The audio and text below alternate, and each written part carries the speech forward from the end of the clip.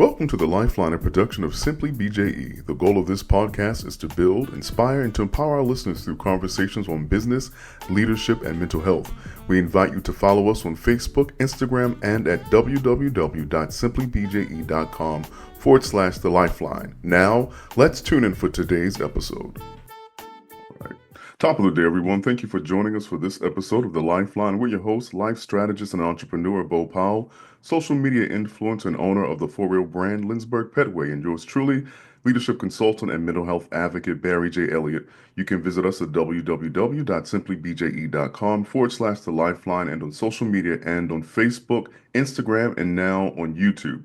Once again, we are blessed to have business owner, public speaker, and recruiter in Houston, Texas, Mr. Stephen W. Coleman. He is the president of Nameloc Incorporated, which is focused solely on financially impacting families, churches, and local communities. Mr. Coleman, how are you this morning? Man, I am blessed. I am blessed, and highly favored.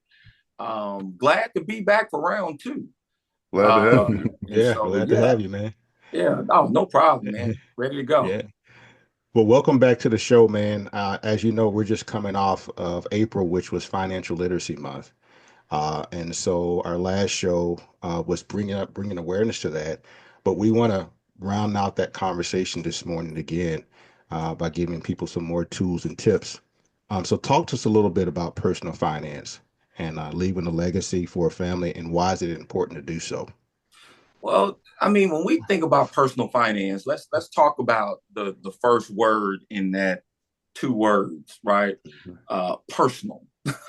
Yeah. When we talk about personal finance, the first thing is, we say this all the time, but that a man or woman that can govern themselves can govern the world.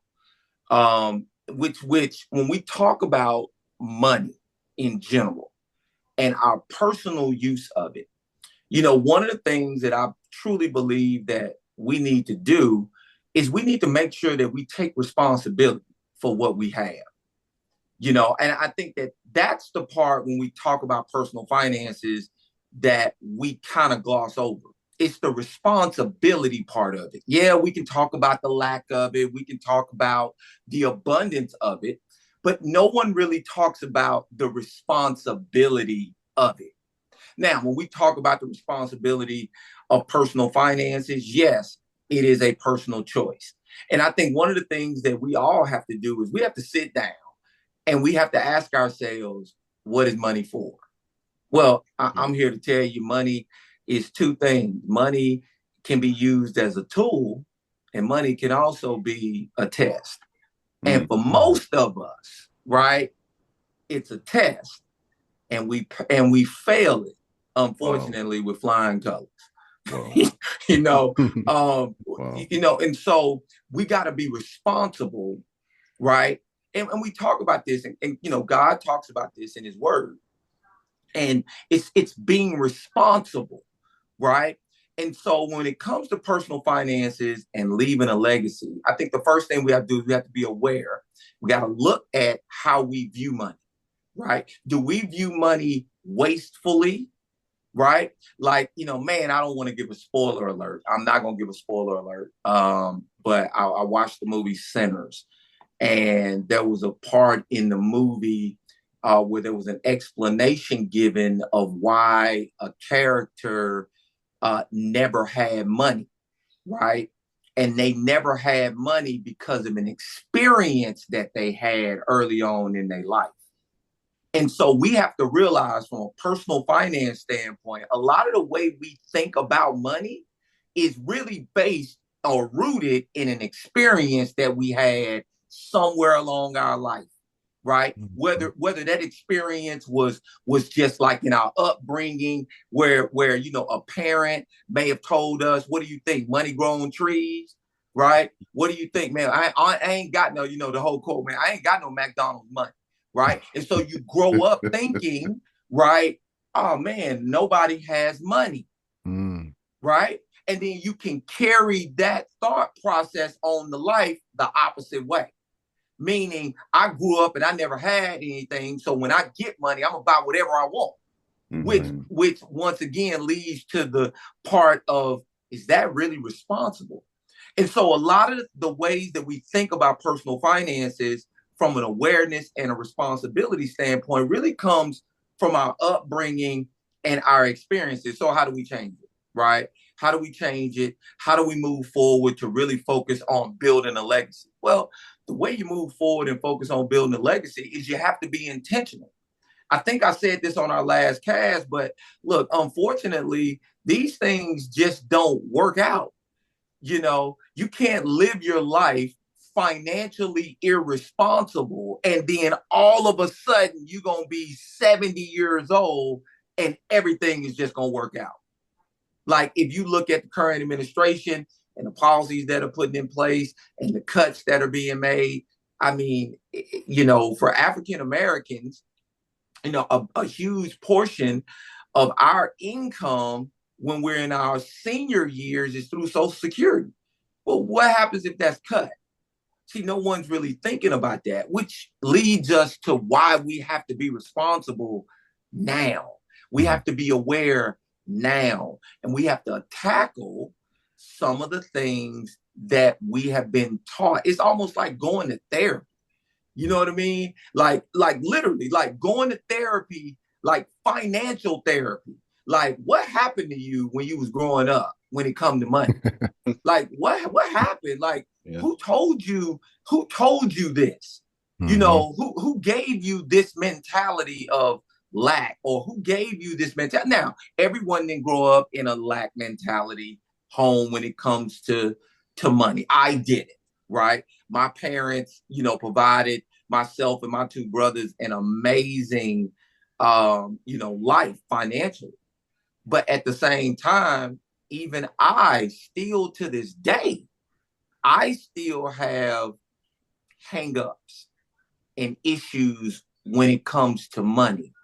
But I think the opposite, meaning I had certain things growing up, and it's like now I look at it from a fear standpoint. Like, I got to save this money because I don't want to lose it. Like, I don't ever want to be in this situation. I don't ever want to be without. I don't ever want to be in lack. And so what does that do? That causes me, and I'm being transparent, that causes me to make financial decisions based on, 30 years from now, which is fine. But sometimes that can be detrimental to your present. Right. Because you like, no, we're not gonna spend money on that, not now. But it's like, oh, we need this right now. Like, no, we can wait. We don't need that right now, right? And so that's from a personal standpoint, from a legacy standpoint. I know that was a long answer, but I think that what's important is we have to, number one, we have to figure out what experience did we have that created our money complex, right? And then understanding, being aware, and taking responsibility for our choices. Yeah, that's a great point, because I was just thinking while you were saying that, the difference between me and my wife. I'm a risk taker. I'm an entrepreneur, so I understand the importance of marketing and doing this and doing that, versus my wife, who grew up in a family home where there was work and there was a 9 to 5. You got paid every 2 weeks. So the risk that I take sometimes she doesn't like, but I understand, like, look, I got to make this happen because I've always been an entrepreneur. And I didn't see that growing up. My mom was a single mom and she worked hard. So that's why I took the approach, look, I got to get out here and get it. So that's a great point. Financial therapy. One of the things that on the Lifeline podcast, we always talk about breaking cycles and building legacies, like you said. One of the biggest setbacks in our community is generational lack, or starting over after each generation. What are some of the things that we can do from a practical and actionable ways to shift that narrative and start creating some generational wealth on purpose? Man, great question. So I'm going to use this analogy because I'm a track guy. Okay, I was All-American in college. My daughter runs track in college now, and so I'm around track and field. Like, I'm a track head. And I'm going to use the analogy of a relay race. We think about a relay race, we're taking a baton and we're passing it to the next person and then to the next person.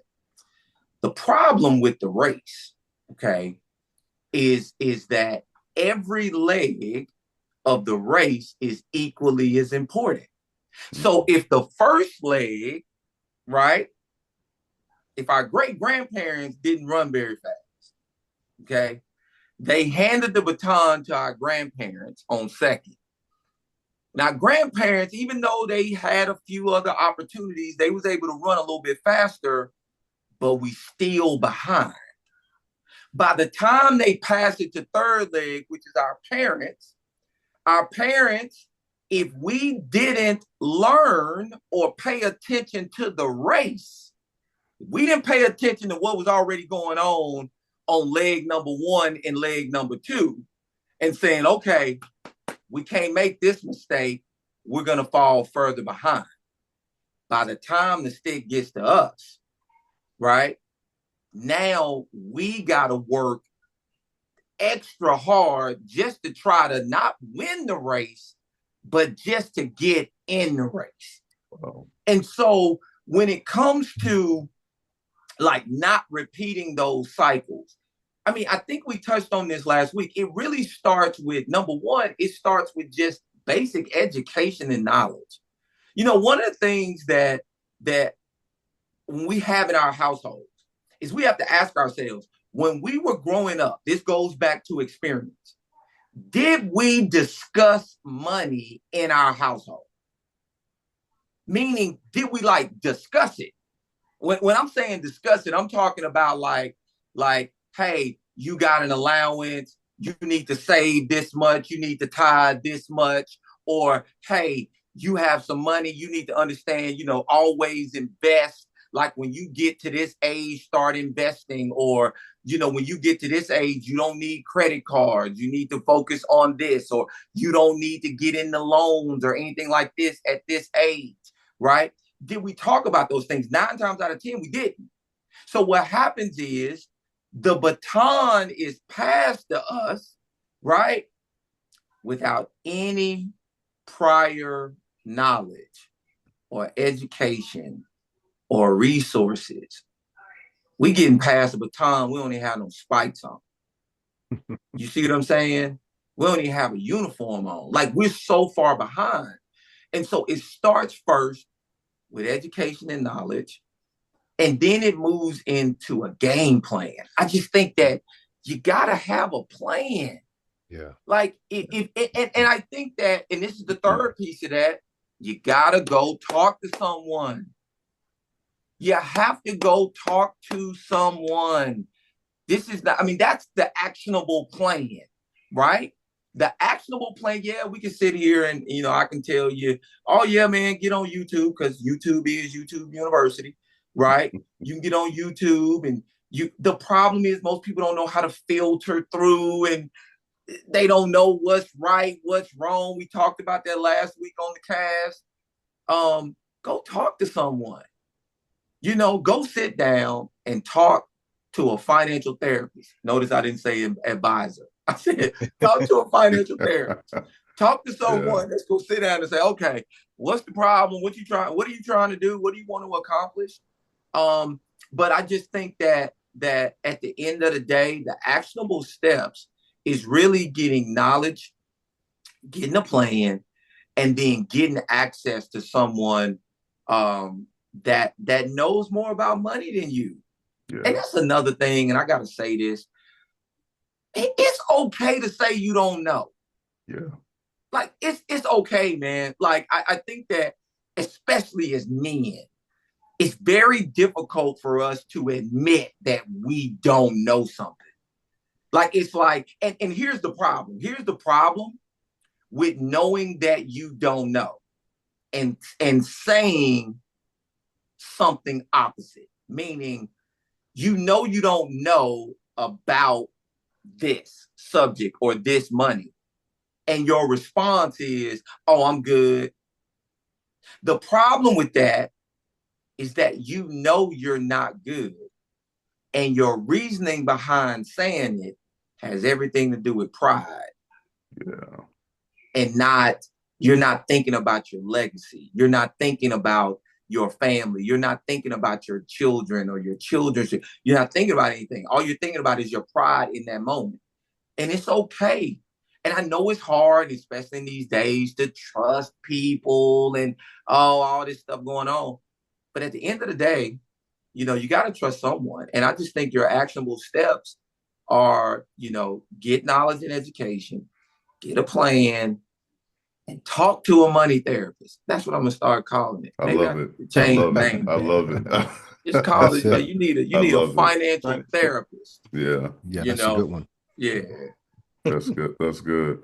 You were talking earlier about the history piece and how if the information isn't passed down, how it cripples the next generation. I was just thinking just systematically why it's even more dangerous that our story is being hijacked. The African American community is being dismantled. But to take it a step further, talk to us a little bit about why in this particular time and economic plight in our country, why it's even more crucial for us to think more long-term financially. Well, I mean, the first thing is, let's go science for a second, right? Let's go science. The first thing is we're living longer.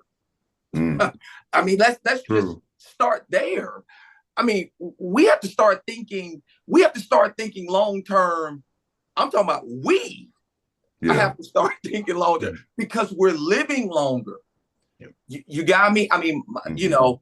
I just think that number one, we got to think about ourselves. All right. And then if we're putting those things in place, then we start thinking about spouses, the children, and the grandchildren. And so when we think about a long-term plan, one of the things that we have to understand, as I said this a minute ago, that money is not only a tool, but it's also a test. Yeah. Talked about the test part earlier. Let's talk about the tool. And so how do you use money as a tool? Well, tools are used to fix things. And what you figure out is money is like it's a universal tool. Like it can fix a whole bunch of stuff, right? And so, when we thinking about long term, we have to think about, man, things are going to break down, right? Yeah. Things are going to break down, whether it be health wise, whether it be house wise, whether it be family wise. And we got to be able to use every single tool. And at some point, the only tool that's going to be able to fit that's going to be able to fit the socket or to fit the nut or fit the bolt is going to be some money. That's the only tool that's going to be able to fix it. And so we have to stop thinking, there's an old saying that, and I can't remember who said it. I want to make sure I give proper credit. It says, poor people, wealthy people plan for a generation, middle class people plan for the weekend, and poor people plan for the day. And so when we think about that, if we want to really truly create generational wealth, we have to literally start making financial decisions with the next generation in mind. And sometimes, just sometimes, you might not be able to get exactly what you want because you're making a sacrifice for Wow. the future. Wow. Now, I'm not one of these, don't enjoy your life. And, I'm not one of those. Okay. I think you should enjoy your life. But at the same time, Yeah. you also have to think about if you have children or you have grandchildren, you have a spouse, you have to think about, hey, man, what's going to happen if I leave here tomorrow? If the Lord decides not to wake me up tomorrow, what's going to happen to my family? Now, practically, we can talk about life insurance along with investments. And I know that's the stuff that people want to hear, right? Talk to a therapist, right? But at the same time, I just believe that, you have to think long term, because if you don't, once again, it's not just going to automatically, I'm going to wake up one day and I'm going to have all this money and everything is going to be okay. And, it's life is good. I don't know anybody balling on Social Security. You know what I'm saying? I mean, I don't know anyone living their dream life on Social Security. Not at all. I just don't know anyone who like, oh man, what you doing? Oh man, I'm traveling every day, man. I'm fishing, man. I'm funding my grandkids' education. Man. I mean, I'm balling in life on Social Security. You can't even get finance for a car. Man, say that. You can't even go. We can't even put you in a car because you're making 30,000 a year. Yeah, that's right. It's just wow. So in other words, we have to think long term. We just I mean, like I said, even just for self-preservation, we have to think long term.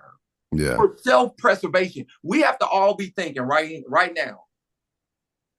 We have to be thinking at least 82 to 84 years old.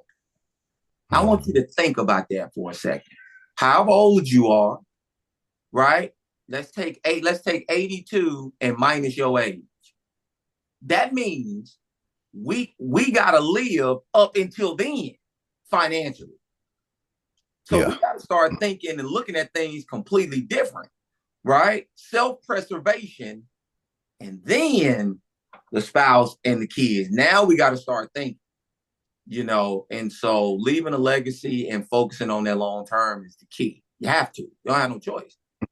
You know, so hopefully that answered the question. That was good. That was really good. That was real good. Totally on point. Yeah. You know, and one of the things that I'm glad, Steve, you know, because I know a lot of people when they come online about finance, they're really looking for strategy. Mm-hmm. And I like the fact that you said, hey, man, you need to go talk to somebody because it's very difficult to come online and find a strategy that suits you because everybody's situation could be different. It's different. Exactly. And somebody needs to be able to dissect and say, okay, this is where you are, this is where you're trying to go, and these are the actionable steps you need to take. So I'm excited that, you know, that's how you presented that. Because you can't just say, okay, this is what everybody needs to do, because everybody's starting at different places. So that's absolutely awesome. Which leads me to this. How can people get in touch with you? How can they find you? Talk to a financial therapist. I love it. And on social media or, you know, whatever handles that they can reach out and connect with you guys. Well, definitely. I'm like the old school guy. You know, I love building relationships. And so, you know, you can always reach me by phone, 877-262-7903. I have a couple of IG handles. I think I gave one last week. One is Nameloc Inc. 99. And the second one is the.inc.agency, which both of those are on Instagram. And obviously you can look me up on Facebook as well. I probably don't have as big of a social media presence as I should individually. That's by choice. You know, we'll get into that another time. But yeah, that's really by choice. I want the work to stand out more than me. And what we do from an impact standpoint. And so, you know, I kind of stay in the shadows a little bit. But, you know, feel free, you know, reach out, let's have a conversation. And I think that's really what it's all about. Everything starts with a conversation, and you have to be willing to at least have it. That doesn't mean, and I know that's a lot of people's problems is, you know, they'll say, well, I don't want to talk to somebody because they're going to tell me. It's almost kind of like married couples going to premarital counseling. Because I thought like this before I got married. I don't want to go to premarital counseling because all they're going to do is try to talk us out of getting married. Right. I literally thought like that. I mean, you know, I'm honest. I thought like that. And so when it comes to finances, don't be afraid to have the conversation because you think someone is going to try to talk you out of something that you want or talk you out of, you know, well, I'm doing it this way. Well, you know your way not working. That's awareness, right? And you got to be willing to make changes, and that's okay. But reach out, just have a conversation.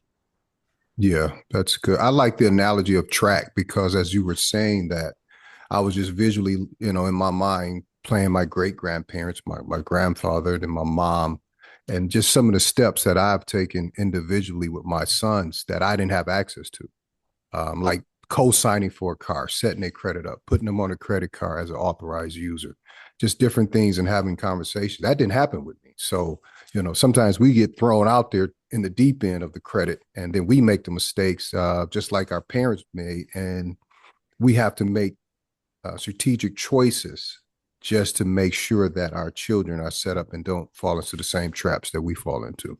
Oh, Yeah. right. Yeah. Most definitely. Because we have more resources now Right. and a different level of understanding than our parents did, right? And you're right, we have the ability now to set our children up.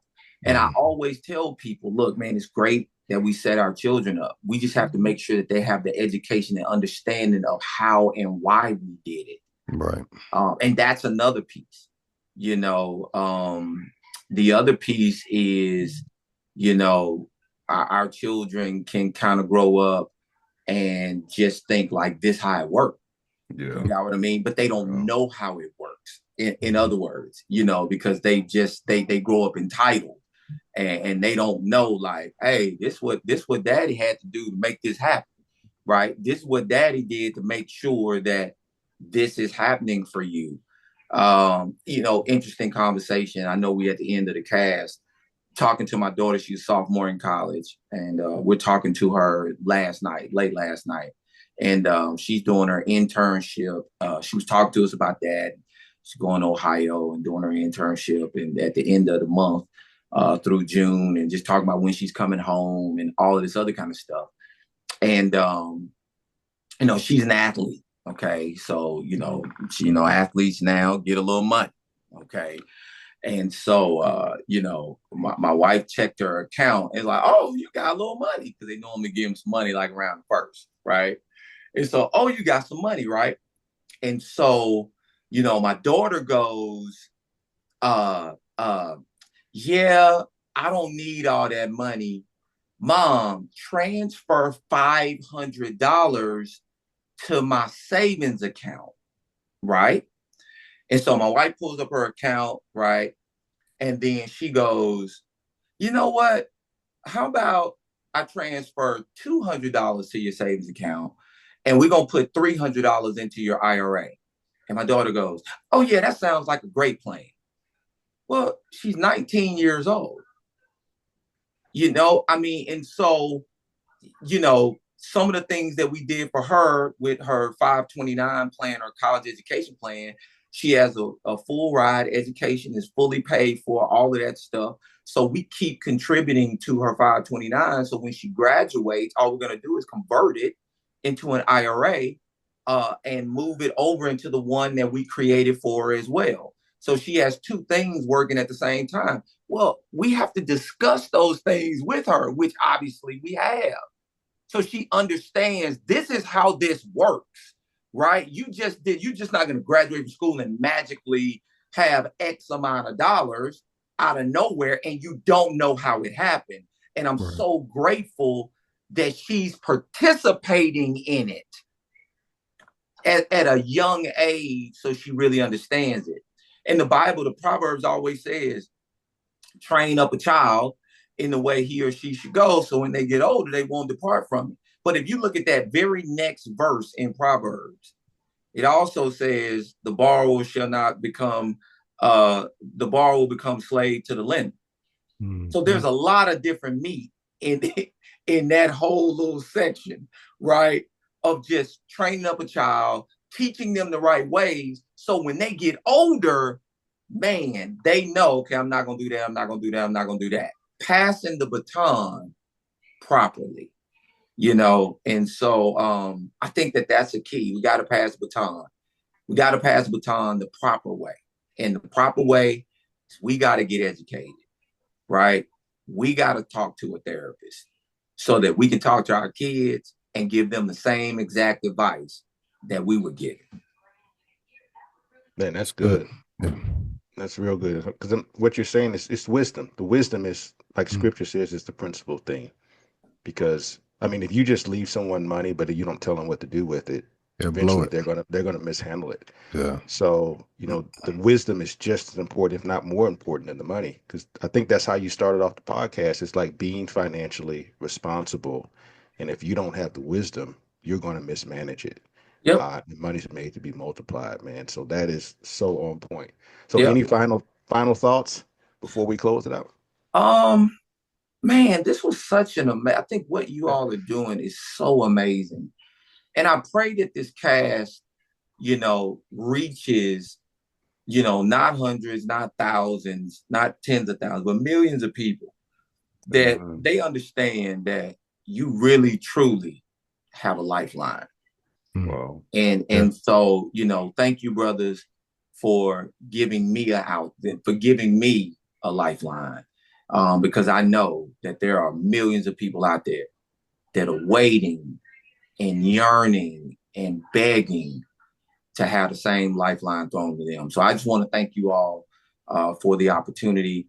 And I look forward to watching this podcast continue to grow and this movement continue to grow. And if there's anything that I can do over these weeks and months, please let me know.